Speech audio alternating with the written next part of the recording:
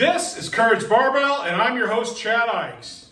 I'm sure you're already wondering, why is this fat ass shooting a video with his shirt off? That's because today we're going to talk about bracing. I think I've already posted a couple other videos. I know I've made multiple videos on bracing, but I want to shove it down your throat because I'm sick of seeing people who have no real concept of what bracing is. And I'm sick of seeing people yelling at other people at competitions when they really have no idea what they're talking about. So first, let me start off with some good news. If you go to CourageBarbell.com or CourageAthletics.com, it will take you to the online store, which is now up. We're still working on getting all the products up that we have and still working on making new ones. Like we have the skull caps, which I still got to put up on the store. We got the sweats, which I still got to get up on the store.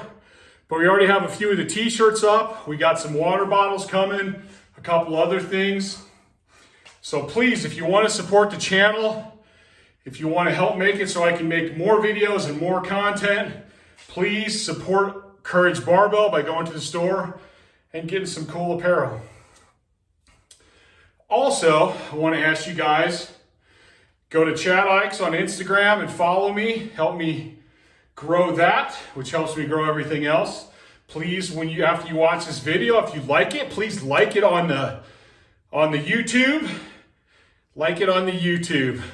And leave me a comment. I'm a little late on getting back to everybody, but I try to get to all of my comments eventually. And even if you're just saying, hey, awesome video, thank you, I'll like that back, and I really appreciate you taking the time to do that. Okay, now let's get into the meat of this video. Bracing. What is bracing?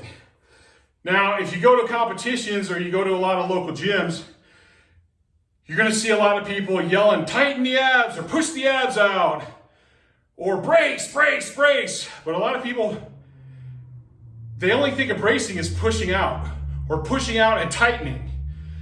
And that's not even, those aren't right, and that's not exactly what it is. It's way more involved. It's a matter of dropping the ribcage down on the sternum. It's a matter of the positioning of your body. It's using your back and your lats.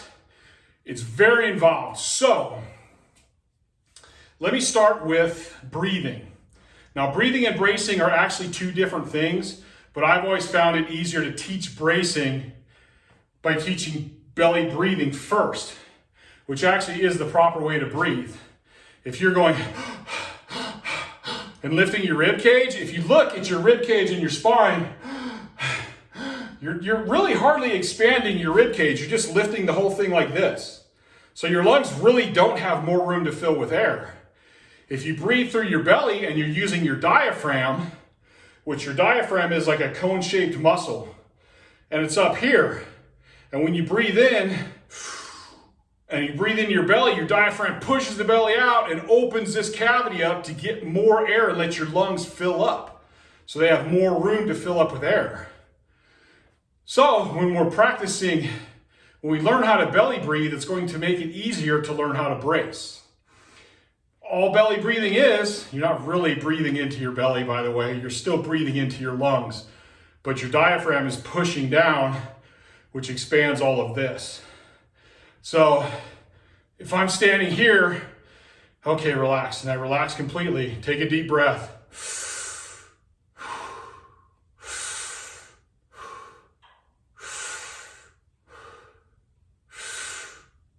And you don't see my chest moving up. Like most people, it takes me a while, I gotta get this in my head to do it anymore.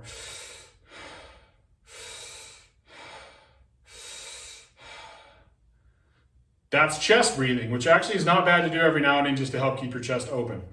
But what we want to practice is we want to practice breathing in here. And a lot of people have a hard time doing that because they never have. So a good drill is just to stand in front of a mirror and watch yourself as you breathe. Or put your hand on your chest. I can feel when my chest moves.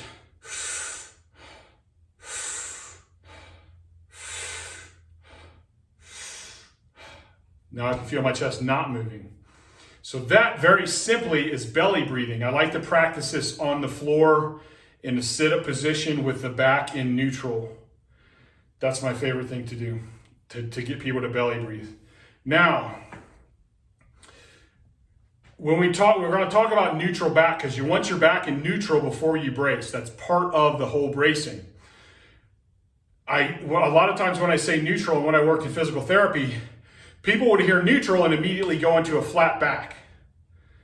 Flat is not neutral. Neutral is the natural curvature of your spine, which we naturally have lordosis in our cervical, we have kyphosis in our thoracic, and we have lordosis in our lumbar. So our spine at the neck goes in, rounds on thoracic, then goes back in on the lumbar.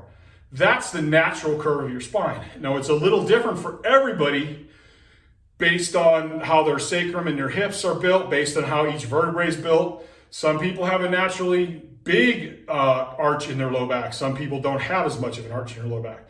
So really all you want to do is just forget about positioning, shake yourself out a little bit, and just stand there and relax and just stand there. That's pretty much your neutral. So if you look at my neutral, I'll move my arms forward a little bit.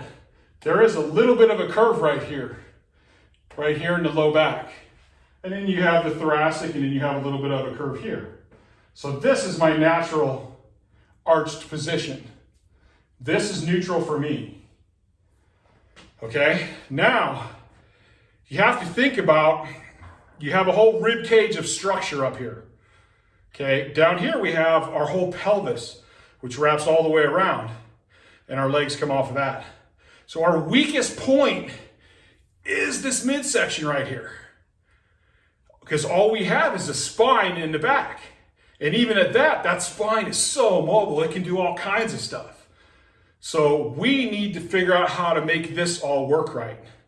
And the funny thing is, our body naturally knows how to do it. We just think we're smart and we screw it all up. I've actually taken my nieces and my great nieces, and when they first start walking or standing up, I'll actually put them on the counter and I'll hold their belly and their back and let them kind of balance themselves. And when they practice their balance and they do that, you can actually feel them brace 360 degrees. It's natural. It's what we do. It's how we were made. But we forget about that, and we think our obliques are for this, and we think our abs are for this, and they do that, but they're also made to brace. Now, as a demonstration, I should be sponsored by Rockstar for this. Say this is my pelvis, this is my midsection or my core, this is my chest. So if I take these cans and I push straight down, I can't push very much. And there's an even cushion all the way through. Now, if I go, hey, I'm gonna arch my back and really open my hips up, and I'm gonna do this right here. Now I'm gonna push down. Look how easy it is to push it down. And look how all this pressure blows out the front. We don't want this pressure blowing out the front. We want as much stability as we can and as much tension and tightness and pressure as we can get through here. So we want to be coming straight down. So it's important to stack that rib cage directly over that pelvic floor. Another example is an empty can. And I'm sure we all did this as a kid. If you stand on this and you keep your foot very flat, like an empty can can support you. And that's very thin aluminum. So if I take this can right here and I go like this, and I have even pressure, and I can push pretty hard and it's not going to collapse. But if I come at it and I go, hey, I'm going to squeeze the bottom first, it's easy. So that it's the pressure inside that can, it's the pressure inside this little ball, and it works better when I have an air ball, but this is just a spongy one. If we get that equal pressure, that's really strong. If we do it at the side, it's not very strong. So this is what we're looking at when we look at our neutral back, and then we're actually trying to squeeze our rib cage down, squeeze it down into that pelvic floor. And we're doing that with our lats. And actually, like if you're squatting or something, you're gonna squeeze you're gonna retract your scapula as well. So you're gonna retract your scapula and you're gonna squeeze down I'm actually trying to make myself as short as possible. I'm trying to draw that rib cage directly over that pelvic floor. So I'm gonna go, okay, neutral back. Boom, squeeze down. So I'm here, I'm squeezing down. And I'm dropping that rib cage down over that pelvic floor as hard as I can. Squishing all that together. And this is something a lot of people don't look into. And actually, if you watch a lot of people squat, what they'll do is they'll be out here, and then when they start to squat, they go, ugh, and they squeeze that arch really hard. And all that does is that takes that pelvic floor, and that takes that rib cage, and it turns it to an open scissor. So now we're pushing down like this. Remember the cans? All the pressure's coming out the front. It's not even and coming down over it. So we've just put our back in more of a susceptible position, and now this is a weak section again. We need to make this as strong as possible. So when we brace, what we're gonna do is if we got the bar on our back, we're gonna get in here. Very first thing you're gonna do is a little scapular retraction. Drop those lats down. Pull that rib cage down over that pelvic floor in the neutral position. Then we're gonna breathe in. We're gonna push out as hard as we can. We're gonna push out. We're not gonna breathe in and then go, and tighten up. Because if we tightened up, what happened to all that pressure? We decreased that pressure. We wanna push out and expand it as much as we can. So when you're taking the air into here, and we call that inner abdominal pressure, we're trying to create as much pressure in here as possible. So when I'm squeezing this ball down, I'm trying to squeeze it and create as much pressure against the lining of that ball or balloon as we can.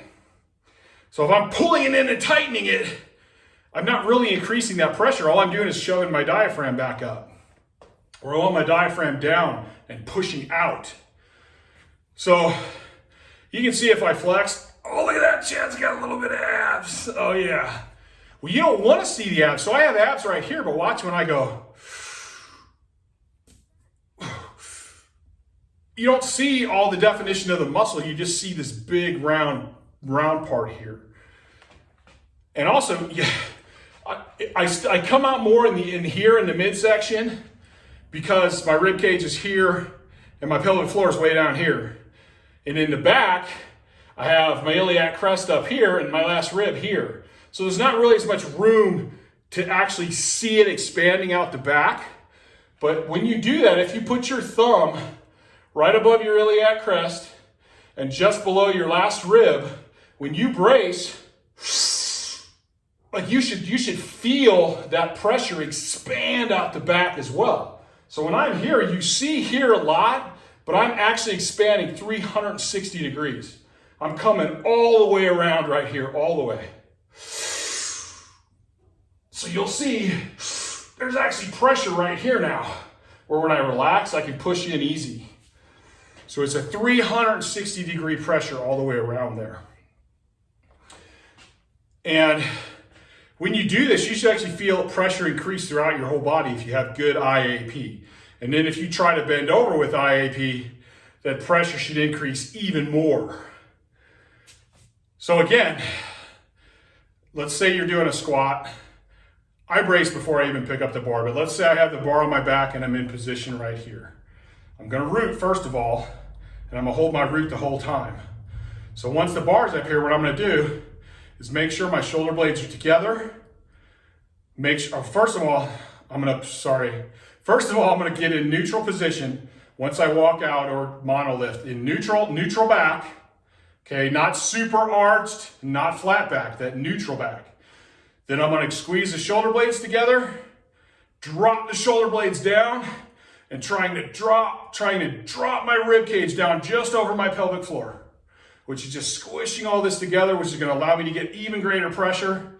Then I'm gonna take that breath, and then I'm gonna push, and I'm pushing out as hard as I can, 360 degrees. And I'm gonna hold those lats down, and I'm gonna hold that rib cage pulling into there. And even doing that right there, I'm a little lightheaded right now.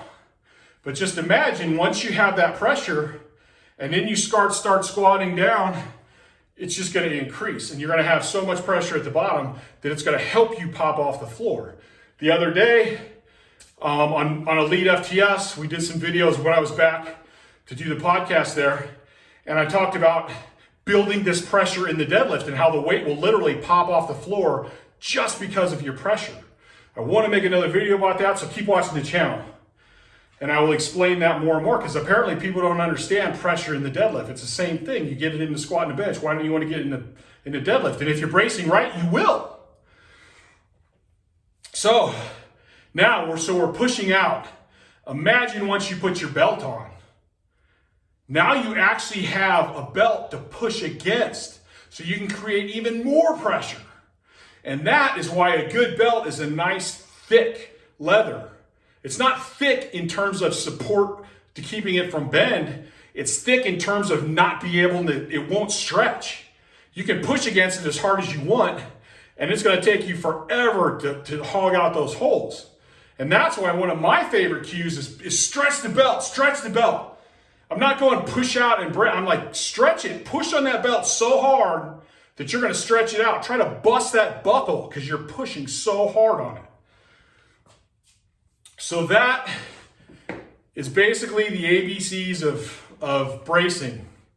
Okay, it's not just breathing into your belly. It's not just pushing your belly out. It's definitely not tightening up your belly. The old school ways, especially when I first started lifting, and even back when I was doing PT, they're like, oh, tighten the transverse abdominis and the obliques. And no, that doesn't help your back. That doesn't put your back in a good, strong position. So, you know, ways to work on this. I think the breathe belt is a great tool to help you learn to belly breathe and help you to learn to get pressure against that. Sometimes I'll take a knee wrap and wrap it around people tight so that they can, when they breathe, they can feel that band stretch, so they get used to pushing against that. But one of the biggest things is just work on your breathing and just focus on this. Anytime, if you're doing curls, you should go and stabilize that back. Now, you don't have to do it like you're trying to do a 1,000-pound squat, but you do need to do it. And an interesting fact is when I work with a lot of different football players, and I've had a couple of them where I get them for a couple months before they got to go back to school, and you can only make somebody so strong in a couple of months. That's just strength. But I've had guys call me back and they're like, Chad, I'm hitting people harder than I've ever hit people. And I go, it's simple. You've learned bracing so well that it's become natural. And you don't even think about it, but your body knows there's going to be an impact, and it's learned that, hey, if I brace all this in, and push this out and get it tight, I can transfer power better. So that way now that power driving through the ground with their legs doesn't get absorbed into this loose section. It actually transfers all the way through and allows them to put all of the force that they have into that player. And it's very similar in the bench press. People don't want to brace in the bench press, but if you're using your legs like you're supposed to, and you're getting leg drive, or you're even using it to keep that tension of pushing your butt into your shoulders, if this isn't tight, if this doesn't work, that force isn't getting transferred to where you want it to go. I love using the example of the buses, the accordion buses, you know, where it's like a bus and then an accordion section to another bus, and the drive wheels are in the back. So when you see them take off, they do this little, well, that's power's getting absorbed into that loose accordion section and not driving into the whole bus. So it takes them a lot longer to get up to speed. Well, we want all of our power going into the bar. This is the weakest section in our body structurally. But if we learn to use our brace, if we learn to use our inner abdominal pressure, we can make this one of the strongest portions of our body. But you have to do it correctly, and bracing correctly involves positioning, control of the abdomen, control of the diaphragm, focusing on everything that you're doing, pushing out and keeping everything tight, stretching out against that belt.